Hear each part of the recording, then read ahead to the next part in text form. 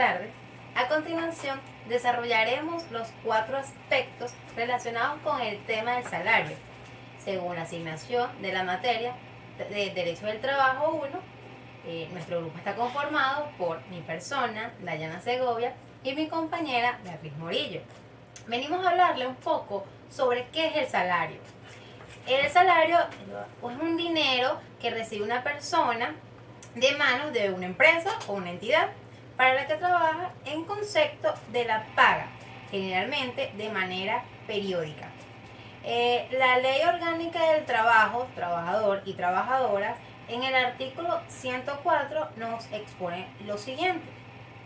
Se entiende por salario la remuneración, provecho o ventaja de cualquiera que fuera su denominación o método de cálculo, siempre que pueda evaluarse en la moneda del curso legal que corresponda al trabajador o trabajadora por la prestación de un servicio, y entre otros, comprende las comisiones primas, gratificaciones, participación en los beneficios o utilidades, sobresueldos, bonos vacacionales, así como recargos por días feriados, horas extraordinarias o trabajo nocturno.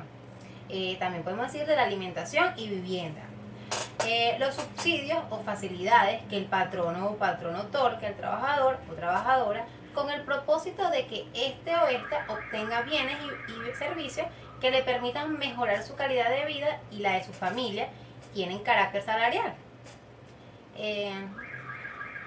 A los fines de esta ley se entiende por salario normal la remuneración devengada por el trabajador o la trabajadora en forma regular y permanente por la prestación de su servicio. Quedan por tanto excluidos del mismo las percepciones de carácter accidental, las derivadas de las prestaciones sociales y las que esta ley considere que no tienen un carácter salarial. Para la estimación del salario normal, ninguno de los conceptos que lo conforman producirán efectos sobre sí mismo. Ahora venimos a exponerle un poco de las nociones del salario integral y un salario normal en los términos de la Ley Orgánica del Trabajo, Trabajador y Trabajadora, con algunos ejemplos y dos citas sentencias de la Sala de Casación Social del Tribunal Supremo de Justicia. Un salario integral es todo lo que percibe no solo por la remuneración diaria, fija o variable, sino todo lo que recibe el trabajador, como son las comisiones primas, gratificaciones, participación de los beneficios y utilidades, bono vacacional, recargos por días feriados, sobresueldo, horas extras, trabajo nocturno, alimentación y vivienda. Está en el artículo 104 de la presente ley. El salario integral es el salario normal, calculado de tal forma que integre todos los conceptos salariales percibidos por el trabajador, trabajadora. El salario al que nos referimos, además de los beneficios devengados, incluye la alicuota de lo que le corresponde percibir por bono vacacional y por utilidades. Está en el artículo 123 de la presente ley. No son parte del salario los beneficios sociales de carácter no remunerativos indicados en el artículo 105 de la Ley Orgánica del Trabajo, Trabajador y Trabajadora. Este salario se utiliza para el cálculo de las prestaciones sociales. En la antigüedad quedan excluidas las percepciones de carácter accidental, las derivadas a las prestaciones sociales y las que esta ley considere que no tienen carácter salarial.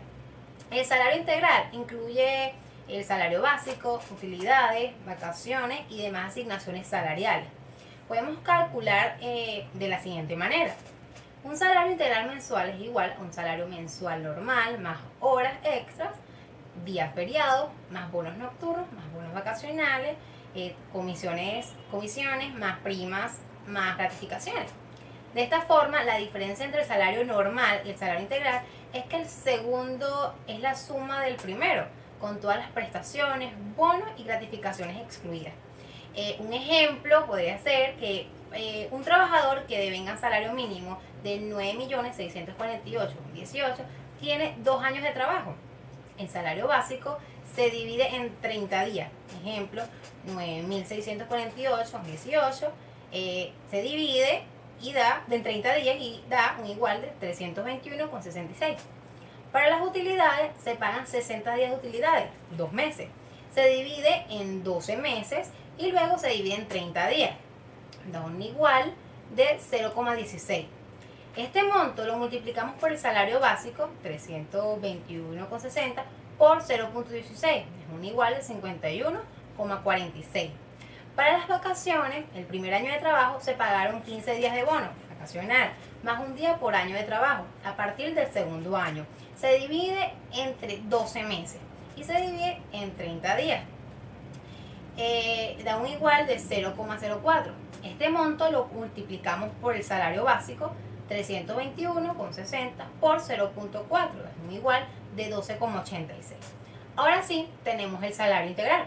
Se suman cada uno de los valores del salario básico, más las utilidades, más vacaciones, salario integrado diario, un igual de 321,66, más 51,46, más 12,86, un igual de 385,98. Multiplicamos el salario integral diario por 30 días, el salario integral mensual, un igual de 385,98 por 30 días, es igual a 11.579,4. Ahora vamos a hablar un poco sobre el salario normal. El párrafo segundo de la actual ley dice, a los fines de esta ley se entiende por salario normal la remuneración devengada por el trabajador en forma regular y permanente por la prestación de su servicio. Quedan por tanto excluidos del mismo las percepciones de carácter accidental, las derivadas de la presentación de antigüedad y las que esta ley considere que no tienen carácter salarial. Para la estimación del salario normal, ninguno de los conceptos que lo integran producirán efectos sobre sí mismo. Un cálculo que podemos hacer sobre el salario normal sería un salario normal diario igual a un salario mensual dividido en 30 días, y también un salario normal mensual es igual a un salario diario por 30 días. Con respecto al salario ordinario mencionado en el artículo 154 de la Ley Orgánica del Trabajo, este equivale perfectamente con lo que se denomina salario normal o básico. Un ejemplo, un trabajador trabaja una semana de día y otra de noche en un sistema de guardia. El bono nocturno lo cobra normalmente porque es parte de su sistema de trabajo. En este caso, es salario normal. Otro ejemplo podría ser si un trabajador trabaja fijo de día, pero por necesidades de operaciones se prolongó su jornada y trabajó varias veces de la noche, se le pagó su bono nocturno, pero no es de su salario normal, porque no forma parte de su sistema de trabajo. Fue un pago eventual por una necesidad extraordinaria que le presentó. Ahora vamos a hacer dos citas de dos sentencias. La primera sería la sentencia número 0935 del Tribunal Supremo de Justicia de la Sala de Casación Social del 10 de octubre del 2016. Y la segunda sería de la sentencia número 0984 del Tribunal Supremo de Justicia de la Sala de Casación Social del 18 de octubre del 2016. Ahora vamos a hacer una mención de unos beneficios sociales de carácter no remunerativo. En el artículo 105 de la Ley Orgánica del Trabajo, trabajador y trabajadora, se entiende como beneficios sociales de carácter no remunerativo lo siguiente. En primer lugar tenemos los servicios de los centros de educación inicial. Segundo, el cumplimiento de beneficios de alimentación para los trabajadores y las trabajadoras a través de servicios de comedores, cupones, dineros, tarjetas electrónicas de alimentación y demás modalidades previstas por la ley que regula la materia. En tercer lugar, tenemos los reintegros de gastos médicos, farmacéuticos y odontológicos. En cuarto lugar, tenemos las provisiones de ropa de trabajo. En quinto lugar, las provisiones de útiles escolares y juguetes. Por sexto, otorgamientos de becas y pagos de cursos, capacitaciones o de especializaciones. Y por último, tenemos el pago de gastos funerarios. Los beneficios sociales no serán considerados como salario, salvo que en las convenciones colectivas o contratos individuales la ley del trabajo se hubiera estipulado lo contrario. Podemos decir que el legislador no ha reconocido carácter salarial porque son frecuentes y reiterativos, que el trabajador siempre los va a recibir.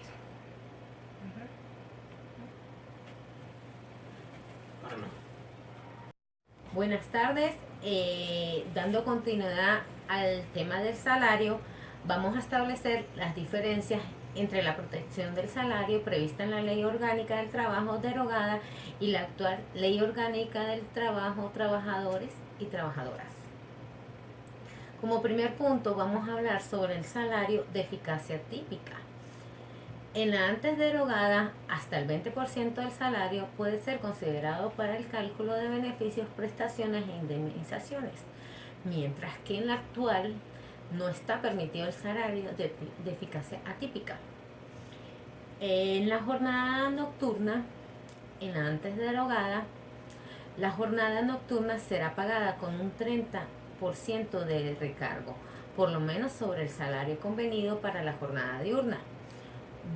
En la actual, el bono nocturno se pagará con base al salario normal devengando durante la jornada respectiva. Vacaciones. En la antes derogada, el salario base cálculo para el pago de vacaciones en caso de salario por unidad de obra, pieza o destajo a comisión será el promedio del salario devengando durante el año inmediatamente anterior a la oportunidad del disfrute.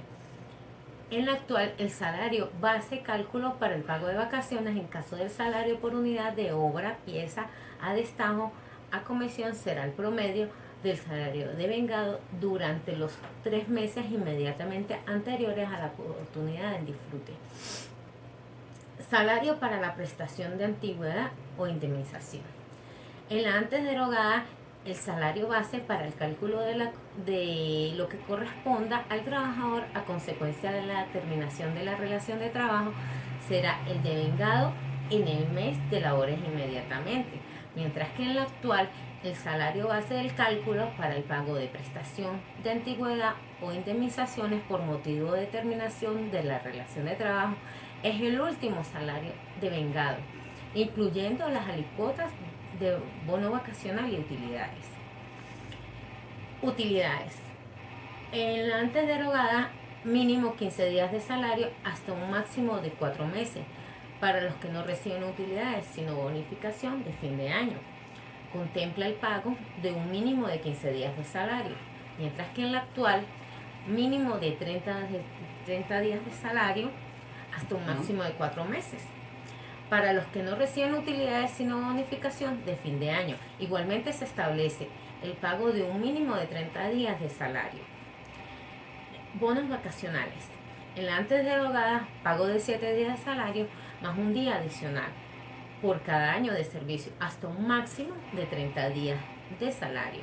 En la actual, pago de 15 días de salario más un día adicional por cada año de servicio hasta un máximo de 30 días de salario. En las prestaciones sociales, en la antes derogada, después del tercer mes interrumpido de servicio, el trabajador tendrá el derecho a una prestación de antigüedad equivalente a 5 días de salario por cada mes. Después del primer año de servicio o fracción superior a 6 meses, contados a partir de la fecha entrada en vigencia de esta ley, el patrono pagará. En la actual, el patrono deberá depositar a cada trabajador 15 días de prestación de antigüedad cada trimestre, a partir de la entrada en vigencia de la nueva ley, con base en el último salario devengado por el trabajador al finalizar la relación del trabajo, incluyendo las alícuotas de vacaciones y bono vacacional. En el caso del salario variable, el salario base de cálculo, las prestaciones sociales será el promedio de lo devengado durante los 6 meses inmediatamente anteriores. Ahora venimos con la jornada de trabajo. En la antes derogada no excederá de 6 días de la semana. El trabajador tendrá el derecho a un día de descanso continuo y remunerado por cada semana de labor.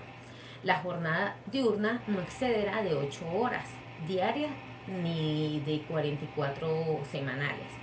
La jornada nocturna no excederá de 7 horas diarias ni de 35 semanales. En la actual, entrará en vigencia al año siguiente de su promulgación. Durante ese lapso, las entidades de trabajo deberán ajustar sus horarios y consignarlos a la Inspectoría del Trabajo. No excederá de 5 días a la semana. El trabajador tendrá derecho a 2 días de descanso continuo y remunerado por cada semana de labor. La jornada diurna no excederá de 8 horas diarias.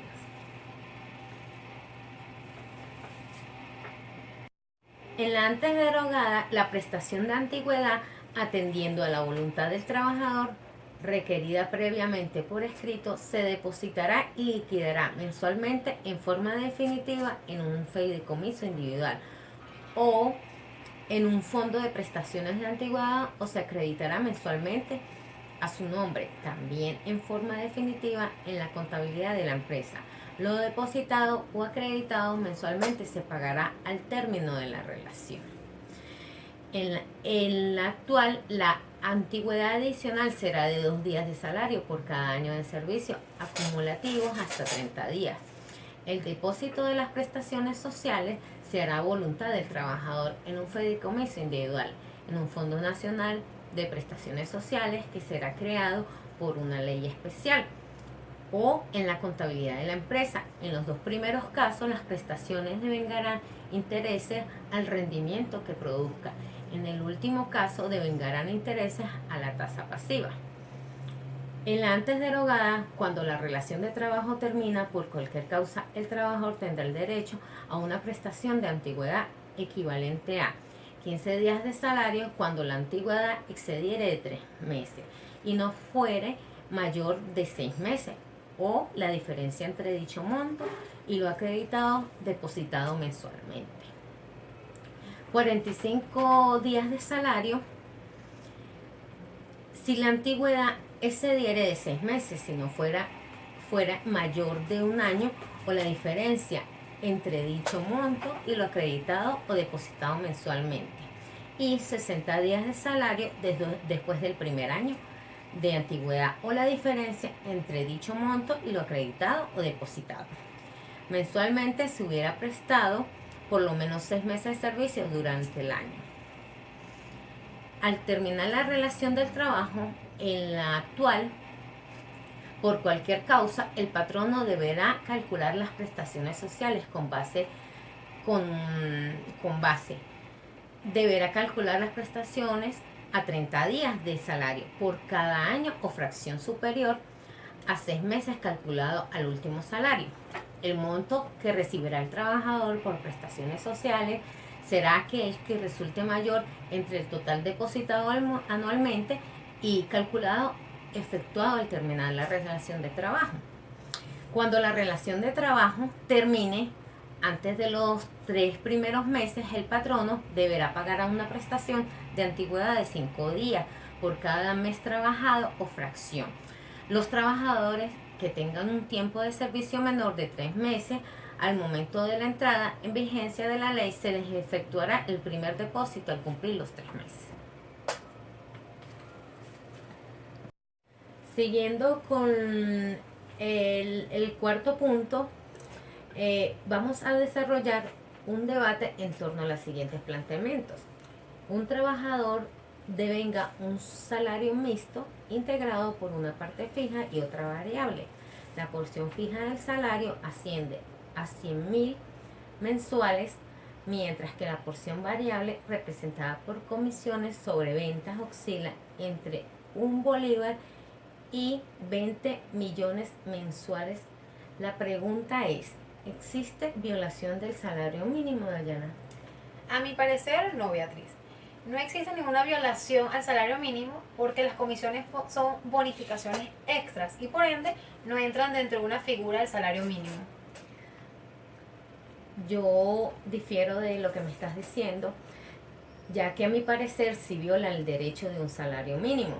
Esta respuesta se basa en lo estipulado en el artículo 99 de la ley actual, que textualmente establece que el salario estipulará libremente, garantizando la justa distribución de la riqueza. En ningún caso será inferior al salario mínimo fijado por el Ejecutivo Nacional conforme a la ley. En respuesta a este interrogante, sí se viola el salario mínimo, ya que la ley vigente estipula un salario mínimo a cancelar a un trabajador o trabajadora y el monto que cita el ejemplo está muy por debajo de este monto. Por ejemplo, en un supuesto que ese trabajador se ganó por comisiones la cantidad de 500.000 bolívares en el mes, esto sumado a los 100.000 de su sueldo base. Esto suma 600.000, cantidad que está muy por debajo del salario mínimo actual. Ahora, tras la lectura del artículo 107 de la Ley Orgánica del Trabajo, los trabajadores y trabajadoras del 2012 y el artículo 31 de la Ley del Impuesto sobre la Renta del 2014, la pregunta es, ¿cuál es la base imponible para la declaración del impuesto sobre la renta? De acuerdo con lo estipulado en el artículo 107 de la ley actual, en concordancia con el artículo 31 de la Ley del Impuesto sobre la Renta y acotando la sentencia 673 del 2016, donde se resolvió una acción de institucionalidad ejercida contra el artículo 31 del decreto con rango, valor y fuerza del impuesto sobre la renta vigente, que ordena incluir del enriquecimiento neto de los trabajadores y para el cálculo del impuesto sobre la renta todas las remuneraciones y solo excluye los viáticos y el bono de alimentación. Por ende, la base imponible para el cálculo del pago de mencionado impuesto es de 100.000 bolívares, más el monto de las comisiones de vengada. Hasta aquí nuestra intervención. Muchas gracias y feliz día.